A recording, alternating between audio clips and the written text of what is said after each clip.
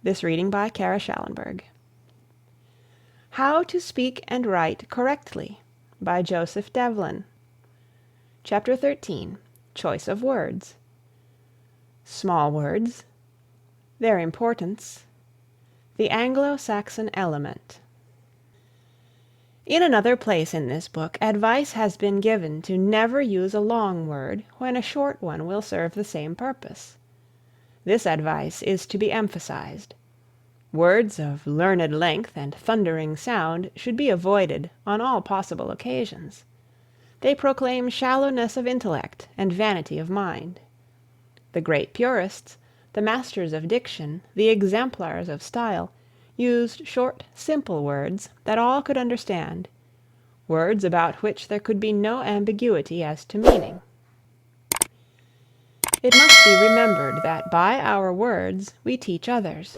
Therefore, a very great responsibility rests upon us in regard to the use of a right language. We must take care that we think and speak in a way so clear that there may be no misapprehension or danger of conveying wrong impressions by vague and misty ideas enunciated in terms which are liable to be misunderstood by those whom we address. Words give a body or form to our ideas, without which they are apt to be so foggy that we do not see where they are weak or false. We must make the endeavor to employ such words as will put the idea we have in our own mind into the mind of another. This is the greatest art in the world, to clothe our ideas in words clear and comprehensive to the intelligence of others. It is the art which the teacher, the minister, the lawyer, the orator, the business man must master if they would command success in their various fields of endeavor.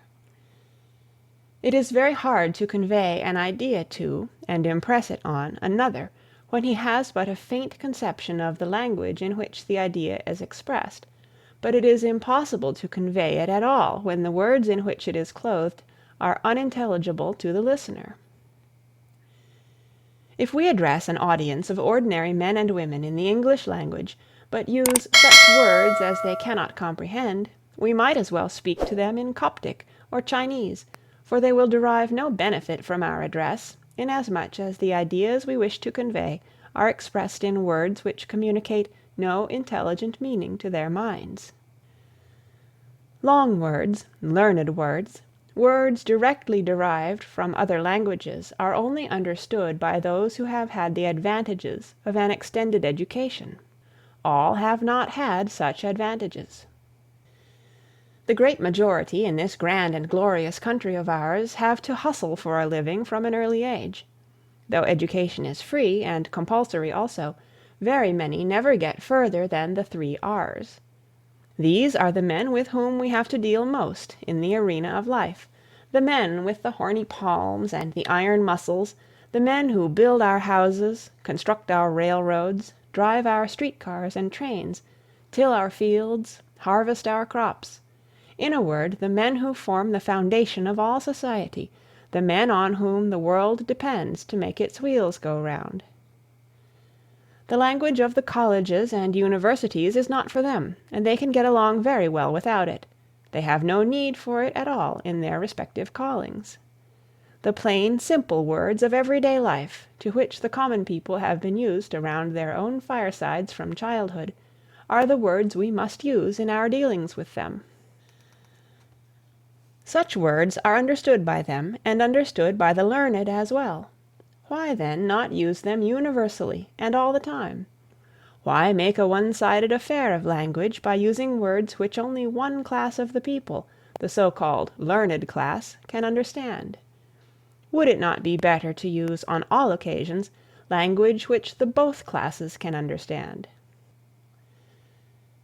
If we take the trouble to investigate, we shall find that the men who exerted the greatest sway over the masses and the multitude as orators, lawyers, preachers, and in other public capacities, were men who used very simple language.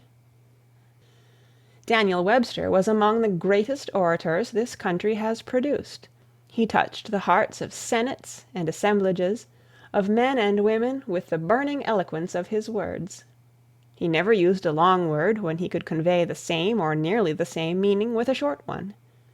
When he made a speech, he always told those who put it in form for the press to strike out every long word. Study his speeches, go over all he ever said or wrote, and you will find that his language was always made up of short, clear, strong terms, although at times, for the sake of sound and oratorical effect, he was compelled to use a rather long word, but it was always against his inclination to do so, and where was the man who could paint with words as Webster painted? He could picture things in a way so clear that those who heard him felt that they had seen that of which he spoke. Abraham Lincoln was another who stirred the souls of men, yet he was not an orator, not a scholar. He did not write M.A. or Ph.D. after his name, or any other college degree, for he had none. He graduated from the University of Hard Knocks, and he never forgot this severe alma mater when he became President of the United States.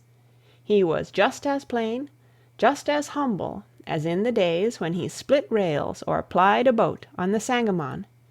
He did not use big words, but he used the words of the people, and in such a way as to make them beautiful.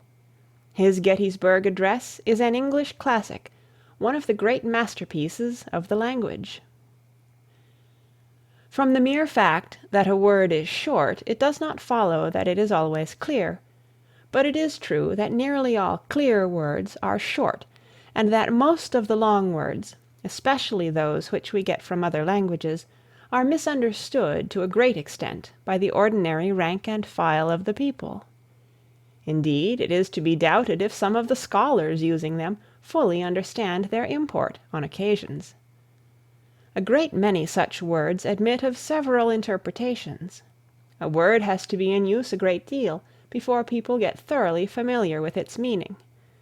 Long words not alone obscure thought and make the ideas hazy, but at times they tend to mix up things in such a way that positively harmful results follow from their use. For instance, crime can be so covered with the folds of long words as to give it a different appearance. Even the hideousness of sin can be cloaked with such words until its outlines look like a thing of beauty. When a bank cashier makes off with $100,000, we politely term his crime defalcation instead of plain theft, and instead of calling himself a thief, we grandiosely allude to him as a defaulter.